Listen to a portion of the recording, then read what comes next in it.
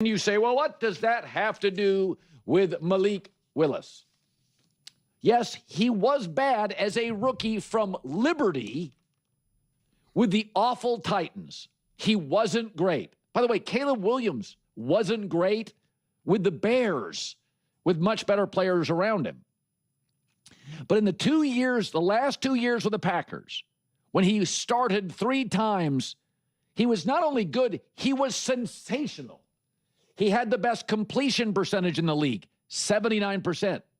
He was the best yards per attempt quarterback in the league.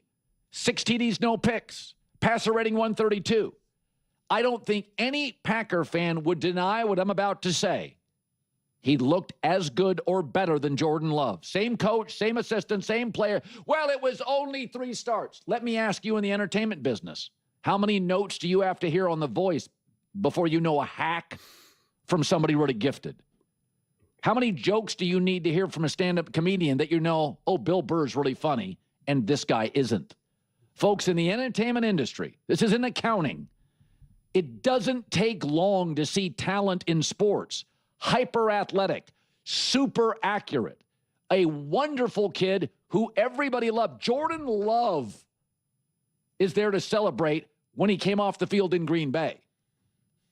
Available to the league for a song. And the Dolphins were one of 1 or 2 teams that made a run at him. Now, I don't think his numbers will be as good in Miami, easily the worst roster in the league. I mean, they've got a really good running back, Malik Willis, and a lot of nonsense. Darnold, 2 teams went after him. Brady, 2 teams went after him. Malik Willis, 2 teams went after him. I have no sympathy. NBA's different. I have sympathy for bad teams in the NBA. Only 2 rounds of the draft. The kids come in very young, and the NBA limits the trades you can make. Same in Major League Baseball. Even a great player like Bryce Harper, he's going to the minor leagues for years. You can have a great pitcher. I mean, their arms fall off. Tommy John for half the pitchers in the sport over their career. But in football, there's no excuse. There's literally no excuse. Brady available. Malik Willis available. Darnold available. And before you go, you don't know if Malik Willis is any good. Yeah, I do. I've seen him. It's entertainment. Yeah, I know Malik Willis is talented. You all know that I am incredibly high on Malik Willis. And I was placing him at the summit of my quarterback rankings, and it drove everyone crazy. And now the Miami Dolphins have acquired him. And I'm so excited. My eyes lit up when I saw Colin was doing a Malik Willis Miami Dolphins segment. I thought, oh my gosh, yes. Because I've been telling you guys I want to produce more Dolphins content. And seeing Colin do this, I'm thinking, yes, yes, yes. It's so great.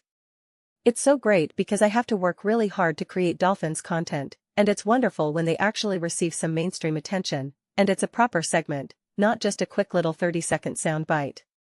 But before I jump into it, Miami Dolphins fans, please, please, please do not forget to subscribe and watch the full-length version of the video. When you do that, viewership numbers go through the roof, subscriber counts go through the roof. And it's not about chasing views, it's not about chasing subscribers, it's about being able to create Miami Dolphins content that people genuinely want to watch and discuss. So we can continue having the most impartial, grounded, honest conversations about the Dolphins. So we can actually just talk about the Dolphins. I've shared this story before, but it was like the Dolphins were one of the first teams I made videos about where I realized that it really matters which team you're discussing. Because I was talking about big stories, it was actually the Dolphins and the Jaguars, and nobody watched. I'd make a Chiefs video or a Bills video early on and get some decent traction. I thought, alright. Then I'd make a Dolphins video talking about Tua or whatever, and talking about the Jaguars, and nobody watched it. I thought, oh. You actually have to be a little more strategic, and I'm trying to break that pattern. I want to be able to talk about the Miami Dolphins and have people actually be there to watch and discuss it. I want to make a video that people want to watch, that people want to be part of, a discussion that people want to join. And yeah, I've shared this a million times by now. I just think bringing Jeff Hafley to Miami is such a great move. This defense will be excellent. I'm not saying it's automatically going to be excellent this coming year, but it's going to be excellent. The culture in Miami is finally going to be tough and grounded. It's going to be tough and grounded. It's going to be balanced. Something that the previous two coaches simply failed at, I think. It was too much in one direction or the other. There wasn't that balance. And I went on my whole argument before about Bobby Slowick and what he can do as an offensive coordinator. I think for the most part he was somewhat scapegoated, and always keep an eye out for scapegoated coaches. Always keep an eye out for that. Okay? Clint Kubiak was randomly scapegoated with the New Orleans Saints. He goes to Seattle. And now he wins a Super Bowl, and now he's a head coach. Cliff Kingsbury was scapegoated in Arizona, went to the Washington Commanders, and make no mistake about it, he was a huge reason why Jaden Daniels had the greatest rookie season of all time, and the Commanders were able to reach the NFC Championship game. Make no mistake about it. And then he was scapegoated when the whole team was decimated with injuries. Get out of here, Cliff.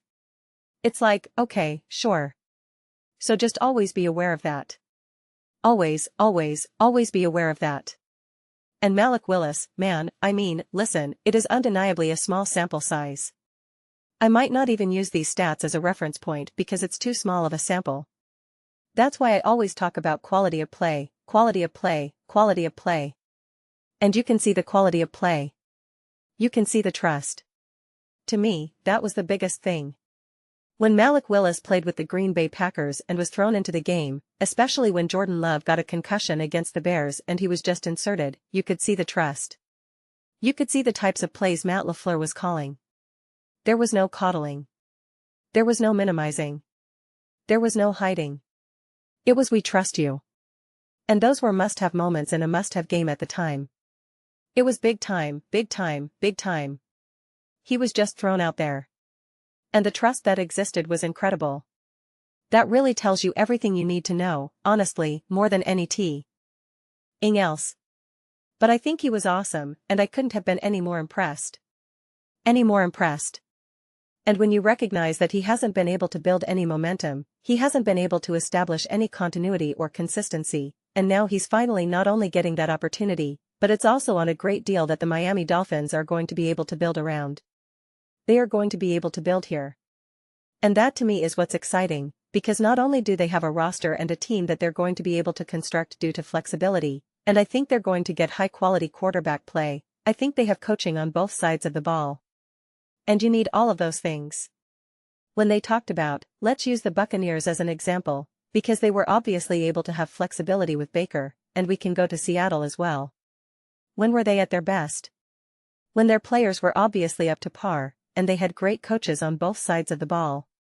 And when they started to lose that, when they lose a key player like a Leon Lett, things take a turn. And as they start to lose some players, whether due to injuries or just whatever, things start to take a turn. And now Baker wants more money, and it's like, well, wait a second. We don't necessarily have the coaching in place. We don't have the roster in place. Oh, I don't know how good we're going to be able to be now. I don't know how good we're going to be able to be right in. Ow. And that's the reality of the situation. If the Seahawks were paying Sam Darnold $200 million, they would have had to lose a bit more than just Kenneth Walker. It wouldn't be only Kenneth Walker that they had to let go. Or I forget whichever defensive player went to the Eagles, they'd be losing lots of players, many more players. And that's the way it goes. And now they lost Clint Kubiak. I'm struggling with names right now. Clint Kubiak. So those things matter. But you now have ultimate flexibility. And you're really in the process, obviously, of the rebuild, but you still have some really interesting foundational components here. And considering what they've been able to do, specifically even just last season, and again, this is definitely a very different version of this team last year. I just think that this team is going to be such a more enjoyable and such a more competitive watch. And I do think that, especially if we're looking at it through the Malik Willis lens, there is genuine potential with Bobby Slowick and Malik Willis. And at the bare minimum, there's just a higher level of resiliency there offensively.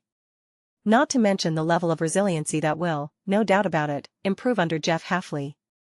Just look at what Hafley was able to do with a decimated defense. I don't care what anyone wants to say. People still want to, because yes, they fell apart and had all those injuries and all of that. All things considered, it was Credible. People still push back on this, and I had to say it recently, but it still blows my mind. They want to blame the defense for why they lost against the Bears. They say, well, how about all the time? And I think, did you see what that defense did essentially for those first 3 quarters? It was unbelievable. And then the offense just couldn't do anything. And they just kept giving the Bears opportunity after opportunity after opportunity. I think the Packers' first 4 offensive drives in the second half were 3 and out, 3 and out. It was nothing but punts. And that defense was absolutely, positively decimated. They had nobody. So yes, Jeff Hafley, even without an elite defensive roster, is going to be able to do damage. Compare that to what we saw with Aaron Glenn and the defense in Detroit. They got decimated with injuries, and that defense fell off a cliff. And then he goes to New York, doesn't have the roster around him, and that defense wasn't resilient. That defense wasn't good at all. That's the difference. That's the difference. And we saw it with, oh my God, I don't know why I can't think of anyone's name. Oh my gosh, the Jets coach who got fired and went to the 49ers, and now he's hired, Robert Saleh by the Titans. It's a struggle, man. It's a struggle today. So, yeah, there's just going to be a layer of resiliency here. Heck, again, I may even go back on one of my takes when I said about Bobby Slowick, about how I think Bobby Slowick maybe didn't do the best job dealing with the injuries because he's a young coordinator and it's a hard thing to do, the injuries with the Texans in 2024. But if you give him a good enough roster, he'll be able to, but maybe in hindsight, considering all that he was dealing with, it actually wasn't so bad. There was just too much emphasis on making C.J. Stroud prove to be an all-time great talent, and if you don't show it, then it's like, okay, you're a problem here. And maybe in hindsight, not as bad, all things considered. Maybe not the best at troubleshooting, but also not as bad, all things considered. Maybe shouldn't be used against him too heavily. So there are a lot of really interesting moving parts with the Miami Dolphins. Now, obviously, Malik Willis is the center of all of that, but look at Hafley, look at Bobby Slowick, look at Malik Willis. Look at that trio right there. Right there. At the beginning of 2024, before things kind of fell apart for them with all the injuries they had with the Texans, I thought Bobby Slowick was doing a masterful job. Just beautiful play calling, beautiful play designs, beautiful game management. And then again, things took a turn, no doubt about it. No doubt about it. But with an upgraded defense and a quarterback that has a deeper level of resiliency here, if the Dolphins find themselves in closer, lower-scoring games throughout the course of a season, the Dolphins are going to be right there. They're going to be right there. So Eve. And if your roster is clearly incomplete and not quite what you want it to be, far from what you want it to be, you have to be honest about that. There are still concrete football reasons to say, doesn't matter. We're going to be trouble here. We're going to be a tougher out than meets the eye. Now, that foundation will still rest on Jeff Hafley and how much he can really elevate that defense and how quickly he can do that. I give new guys a 3-year window. I don't expect him to prove all his worth in year 1. I give him a 3-year window. He just got here. And the team is obviously slashing and burning and starting over. So the clock technically starts now, but you've got that window. You've got that window. But listen, man, great defensive coaches we've consistently seen turn defenses around overnight. Overnight, without needing big, gigantic swings to make it happen. Not bringing in A.J. Brown or anything like that. We've just seen it again and again and again. Defenses filled with players that people know and that are good, playing at a really high level. We've seen it again and again. And I'm fascinated to see if that trend continues with Jeff Hafley. But those are just my thoughts. I'd absolutely love to hear yours. What do you all think about the Miami Dolphins, Malik Willis, Hafley, Bobby Slowick, all the names, all the people, all the coaches, all the players? Do you think this could be like the next Sam Darnold Seattle Seahawks type situation, Tom Brady Buccaneer? A situation like Colin is highlighting? Let me know your thoughts in the comments below. I read every single comment. So whether you agree with me or disagree with me, either way, let's get into some discussions. Let's get into some debates. But ultimately, let's just have some fun. Please do consider subscribing. We're building an amazing community here, and I'd absolutely love to see you part of it. I want to build something that we all generally feel connected to. Something that we're really excited to be part of. I think we're well on our way to doing it. Please don't forget to give this video a thumbs up. It really does help with visibility and the algorithm. Thank you so much. See you next time.